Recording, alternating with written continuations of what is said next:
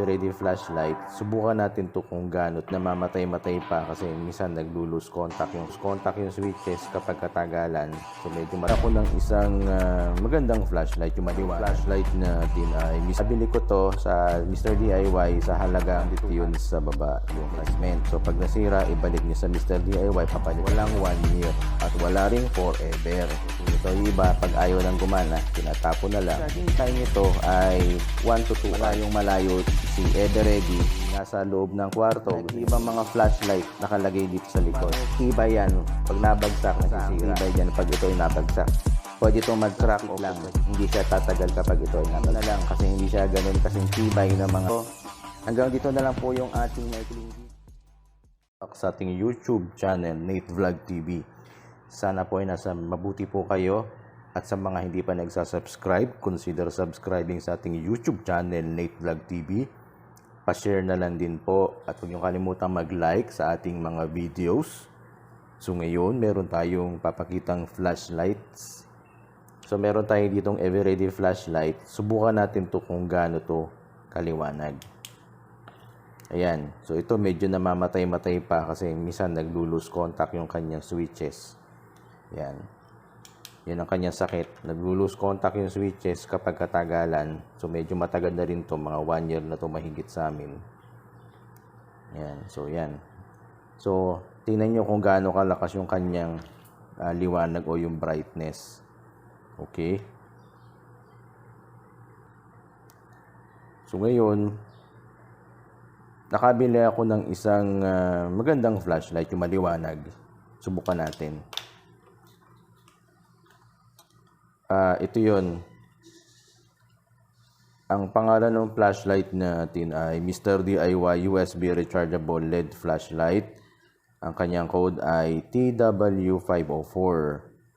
So, nabili ko to sa Mr. DIY sa halagang 219 pesos. Sa mga hindi naniniwala, ito yung resibo. Yan po, Mr. DIY. At nandito yun sa baba yung kanyang price, 219 pesos.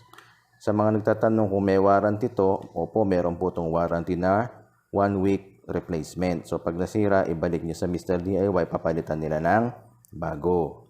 Okay? Yun ang kanyang warranty. Walang 1 year at wala ring forever. Okay? So, buksan natin yung flashlight muna na Everready. Ang Everready, meron siyang dalawang battery sa loob na AA. Yan po, AA. Yan. So, alam niyo yung nagiging cause o problem nito pagkatagalan. So, ganun lang ang troubleshooting nito. Yung iba, pag ayaw ng gumana, tinatapon na lang. Yan. So, ganyan lang po kalakas yung kanyang liwanag. So, buksan natin itong Mr. DIY LED flashlight. So, anong laman nito? Ang laman nito ay meron po siyang flashlight na naka safety cover. Naka bubble wrap cover pala. I'm sorry. Tapos, meron siyang charging cable kit. Isasaksak nito sa port nito dito sa likod. Micro USB yung kanyang kasama. Tapos hindi kasama yung kanyang charger. Gamitin nyo na lang yung inyong cellphone charger para kayo ay makapag-charge dito. Okay, ang charging time nito ay 1 to 2 hours lang. So, yun yung kanyang recommended dito. Okay? So, 1 to 2 hours charging time. Tapos, ganito yan kaliwanag. Yan, so, liwanag ano? At pwede nyo siyang i-focus yung kanyang beam. Yan. Pwedeng long range o naka-pointed o kaya wider o kaya yung naka-wide range. So, ganyan siya kaliwanag. So, compare natin dito, yun yung kanyang liwanag. So, malayong malayo si Everready kay Mr. DIY. Okay? Meron din siyang blinker. Ganito yung kanyang blinker. Yan. So, nagbi-blink siya. Blinker nga, nagbi-blink. Joke lang po. Okay, so, meron din siyang yan. parang lantern style na ilaw. O parang naka-LED strip. So, kung kayo ay nasa loob ng kwarto, gusto nyo gamitin to, okay na okay siya. Ganyan siya kaliwanag. Tapos kagandahan nito, yung kanyang push button switch na handito. Unlike yung ibang mga flashlight, nakalagay dito sa likod. Okay? So, okay siya. So, meron siyang maliwanag na ilaw. May blinker siya. At meron siya ding strip light. Yan. Parang lantern style yung kanyang ilaw. Okay? Sa mga flashlight, anumang tibay yan, pag nabagsak, nasisira. Kasi ito, hindi ko pa naman to nasusubukan ibagsak, pero tingin ko matibay naman din to, pero wag yun ang pagtangkaing ibagsak kasi etong ilalim nito o yung likuran ay gawa lang yan sa plastic, so wala kayong aasahang tibay dyan pag ito ay nabagsak. Pwede itong mag-crack o pwede itong mabasag. Itong merong sa charging port kasi ito ay plastic lang, hindi siya tatagal kapag ito ay nabagsak. Mababasag at mababasag yan. Sa harap, possible tong mabagsak pero huwag nyo nang tangkain. Masisira o madideform.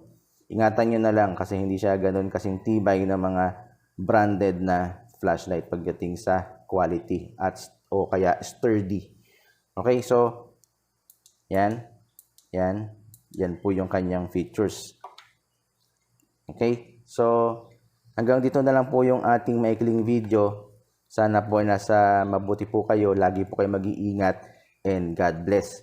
See you in my next vlog. Ingat po. Bye-bye. Subukan natin dito kung malakas ba. Ito yung Everready. Yan yung kanyang liwanag. Ito naman yung sa Mr. DIY.